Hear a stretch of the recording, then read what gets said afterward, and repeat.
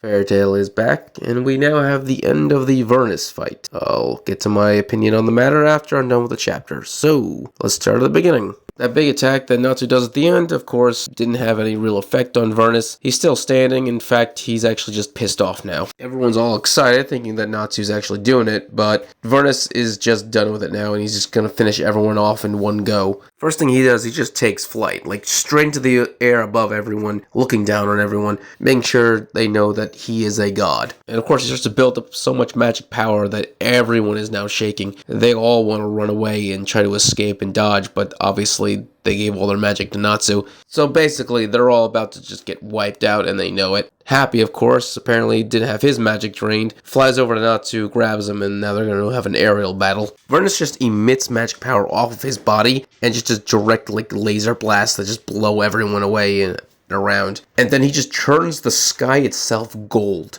Literally, the entire sky is now gold and sparkly. And this seems to be a major move for him, because then this golden sky takes over the entire region. Even mountains and everything is just turned to gold. And everyone in Sabretooth and Fairy Tail start to turn into gold. It just starts to leak onto their bodies like a mold. Minerva tries using her magic to teleport away from it, but even that's not working. So they're basically just stuck slowly turning to gold. Natsu and Happy are also turning to gold, and so as a one last gambit, Natsu orders Happy to charge towards Vernus's throat, and they fly straight at him, and then Vernus does his breath attack. Natsu orders Happy to throw him into the breath attack. Now, everyone assumes this is a suicide charge, but no, Natsu goes flying into it because Natsu is able to hear a voice coming from Vernus, the voice of Athena, who is telling him that this is not his golden ray, these are golden flames. And so Natsu devours the golden flames, and with this power, he's now able to just fucking obliterate Vernus. His head is just fucking annihilated from his body. Vernus is dead in just one shot.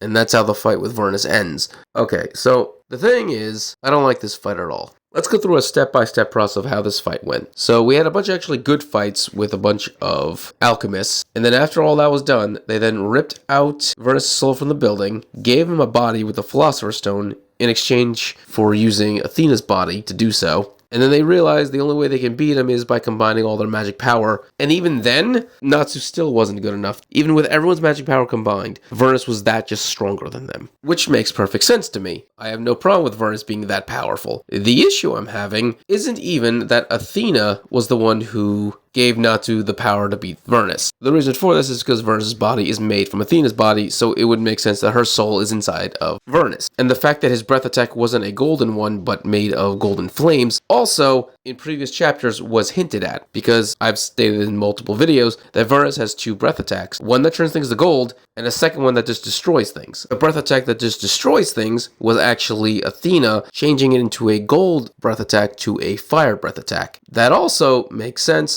Once again, it was foreshadowed in previous chapters. The reason why I don't like this fight is because Vernus was killed by his own magic power. Jalal remembers back when he gave Natsu a golden flame, which was made from all of his magic power they had left, and Natsu then was able to use Jalal's power to beat Zero. This was good because it was symbolic in the fact that Jalal kind of made Natsu and Urza's lives hell, specifically Urza, and by doing this, he could partially pay back Natsu, someone that he tried to murder before. And this started his journey in becoming a better man. But Athena giving Vernus' magic to Natsu has no emotional weight like the last time with the Golden Flame. This is just a callback. It's literally just, oh, remember this? It wasn't that cool then? Well, we're gonna do it again. In a way that just isn't satisfying. That Jalal moment was actually special. It was the beginning of the change of Jalal, like I said. This is just nostalgia bait. And I don't like nostalgia bait. I'm okay with nostalgia if it has a purpose, value to it, you know? This was just empty, and I don't like that. And the fact that Vernus was just killed with his own power,